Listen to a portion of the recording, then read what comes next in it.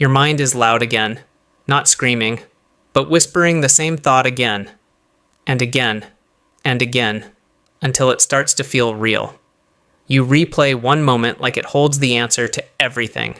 You analyze every word you said, every reaction you saw, every possibility that might happen, and slowly your mind builds a story that feels convincing, a story that feels urgent, a story that pulls you deeper inside. And the more you think, the more trapped you feel, because overthinking doesn't slow down on its own. It feeds on attention. It grows the more you try to solve it. It whispers, just one more thought, then you'll feel better. But you don't. You feel heavier, more confused, more stuck than before. And yet, it feels like you can't stop. Like your mind is running and you're just trying to keep up. But here's something important. Overthinking isn't stronger than you. It's just faster than your awareness.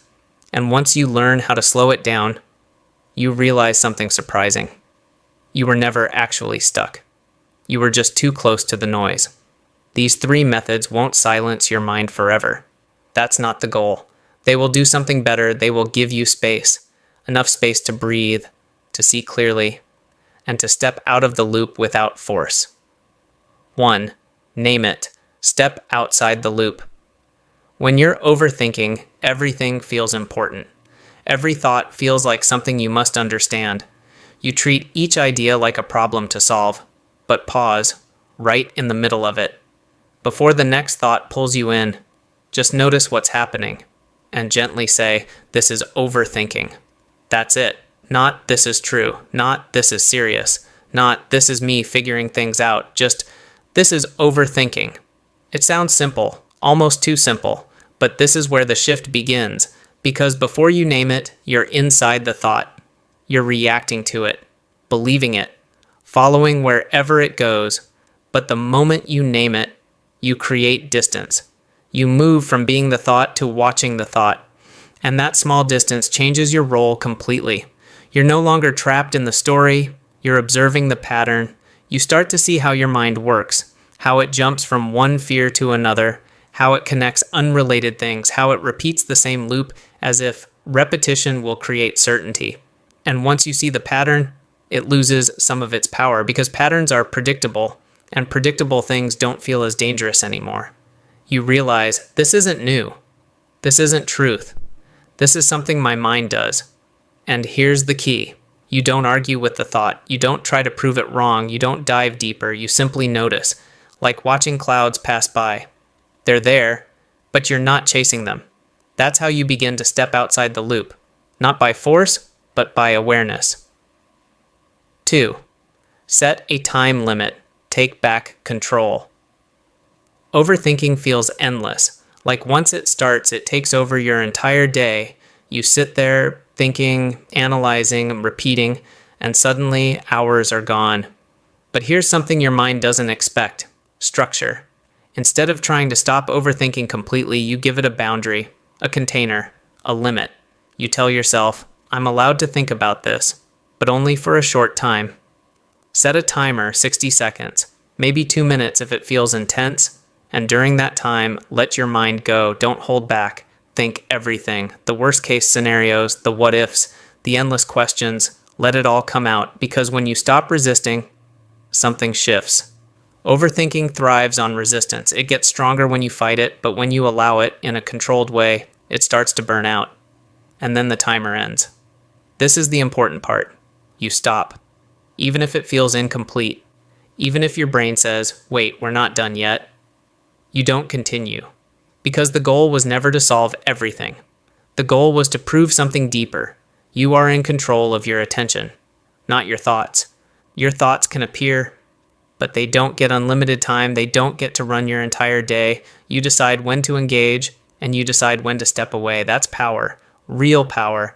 And at first, it might feel uncomfortable. Your brain will push back. It will try to convince you that this one thought is different, more important, more urgent. But it's not. It's the same loop wearing a different mask. And every time you respect the time limit, you weaken that loop. You train your mind to understand we don't stay here forever. And slowly, it stops pulling you in as often. 3. Shift to the body. Return to reality. Overthinking lives in your mind. So if you stay there, you stay trapped. You don't need more thoughts. You need a different anchor, something real, something physical. Because your body exists in the present moment. But your thoughts, they live in imagined futures and replayed pasts. So you shift your focus away from the noise and into sensation. Start small, feel your breath, not deeply, not perfectly, just notice it. The air entering your nose, the slight expansion of your chest, the release as you exhale. Stay there for a few seconds. If your mind wanders, bring it back gently. No frustration, just return. Or press your feet into the ground.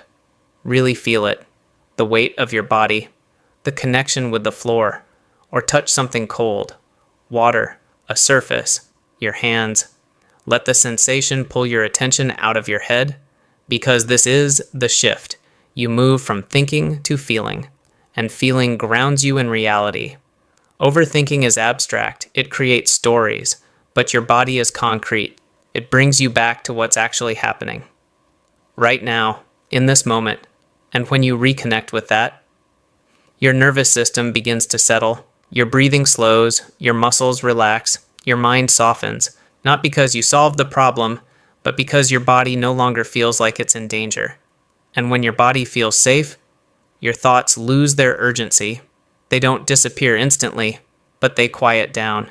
They become background noise instead of the main focus, and that's enough. You don't need silence, you just need space. Why you keep overthinking and why that's okay. There's a reason your mind does this. It's not random, it's not broken. Overthinking is your brain trying to protect you. It believes that if it thinks enough, it can prevent mistakes, avoid pain, control outcomes. It wants certainty. But life doesn't work that way. No amount of thinking can guarantee a perfect future, and deep down, your mind knows that, which is why it keeps going, trying harder, thinking more, looping again, not because it's helping, but because it doesn't know another way. And that's where you come in. You don't need to fight your mind, you don't need to shut it down, you just need to guide it, gently, consistently, patiently. Each time you name the pattern, you teach it awareness. Each time you set a limit, you teach it boundaries. Each time you return to your body, you teach it safety. And over time, it learns.